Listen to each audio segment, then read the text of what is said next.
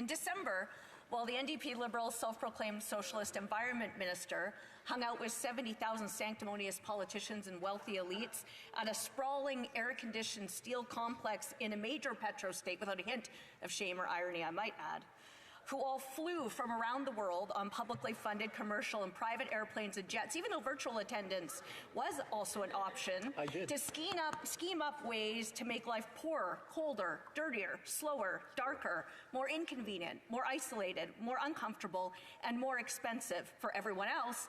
The NDP Liberals colluded to ram through and cover up the pinnacle of their anti-energy, anti-private sector, anti-capitalist agenda here at home. From away, the minister announced yet more damaging policy for Canadians and even bragged that he was the first environment minister in the world out of touch and radical enough to do something to Canada that no other major resource or oil and gas producing country is doing to themselves. No other country in the world at all, in fact, which is to impose a cap clearly designed to function as a Canadian oil and gas production cap, which really means a cap on the biggest private sector investor in Canada's economy, a cap on affordable and reliable power and fuel, a cap on clean tech investment in Canada, which primarily comes from the energy sector, a cap on jobs, on businesses, on tax revenues for social programs and services for Canadians. That's not leadership. What it is putting one's own radical activist ideology ahead of the best interests of the people he serves, which are supposed to be Canadians. It's not at all worthy of celebration, since no other competing oil and gas producer for which global demand is expected to increase significantly in the foreseeable future is doing to themselves, because they know it's bad for their citizens and bad for their country. Rather, it's entitled, out-of-touch power-mongering and not worth the cost to Canadians.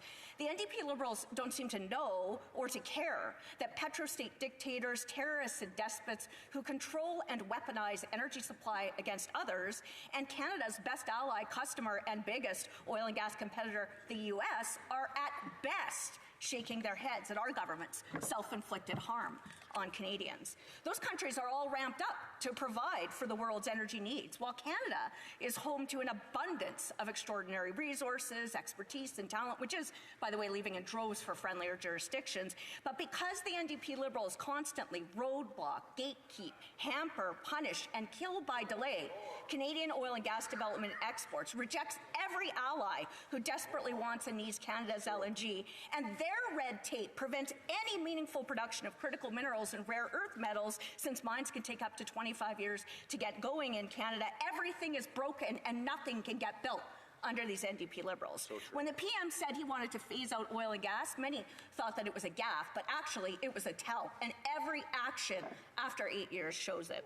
On one hand, it was appropriate that the announcement was there, given that it's exactly global planning gatherings for global economic and foreign policy, like what happens regularly at the annual COP meetings, and many other global policy-focused groups, where this whole concept of the just transition started and where it advances still. On the other hand, it was disturbing because it truly shows how totally out of touch the NDP Liberals really are with the realities of everyday life of the majority of Canadians, and how far away the NDP Liberals are from their long ago empty claims that they value inclusion, diversity, transparency, and most starkly, democracy.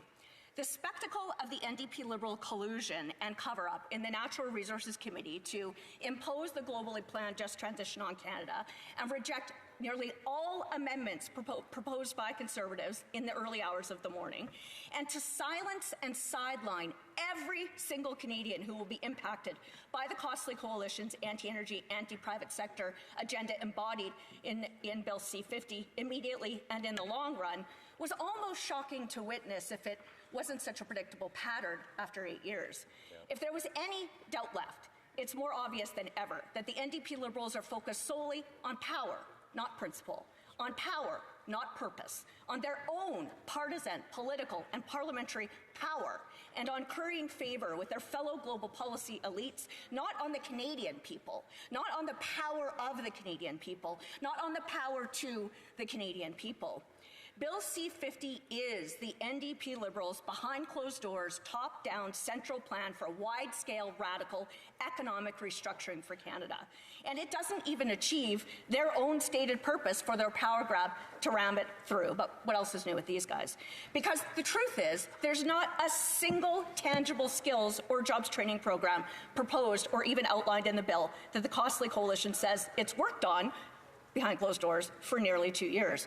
What Bill C-50, which is the global just transition, no matter what the NDP Liberals call it, that is anything but just in every possible way, will do is create a government committee behind closed doors that will create another government committee behind closed doors that will give instructions to governments to centrally plan Canada's economy on a cycle every 5 years. Yes, Soviet-style planning. Every 5 years. That's what Bill C-50 is. And the words are in the title, but Bill C-50 doesn't actually mandate any transparency or accountability about the committees, the costs, the membership, their plans, except for the government to table reports. But they are granted extraordinary power to direct governments to radically overhaul Canada's economy and redistribute wealth.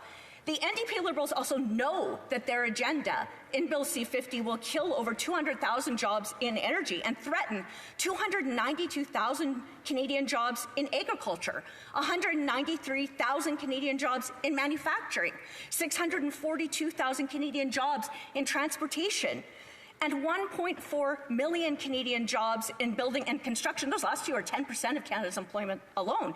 That's what the government's own internal memo about Bill C-50, the just transition, means when it cautions about, quote, significant labour market disruptions and, quote, larger scale transformations to jobs and the economy. It's sneaky bureaucratese and parliamentese that's common in government, but its meaning is clear, and it should make every Canadian uneasy. The NDP Liberals even know it will lead to lower paid, more precarious work for Indigenous and visible minority Canadians because it's in the memo. But they should, of course, already know that, since Indigenous and visible minority Canadians work in the energy sector at double the rate of other sectors. But the NDP Liberals don't care. They'll stick with their cruel carbon tax, their energy export ban C-48, their half-a-decade-old unconstitutional C-69. They'll fight for their crazy plastics as toxins decree, even though provinces, Indigenous communities, and entrepreneurs challenge the NDP Liberals on all of those harmful anti-energy agendas and energy policies through federal court and to the Supreme Court. The NDP Liberals, of course, know that some Canadians will be hurt more than others.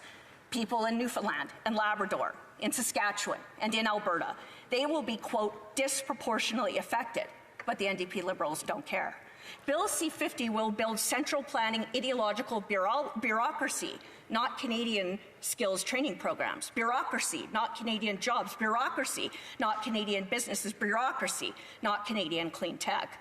So Canadians might be wondering what the heck's going on here. Well, the truth is the NDP Liberals cooked up Bill C-50 behind closed doors for about 2 years, introduced it last summer with a last-minute spin job, name change, and no debate.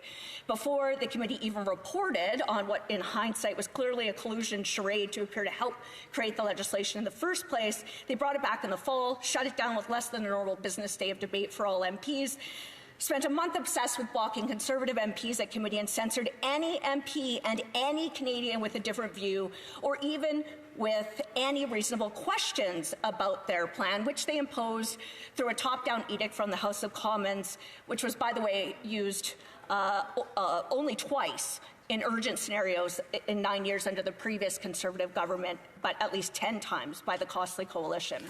So let's talk about the kinds of amendments that were rejected that Conservatives proposed.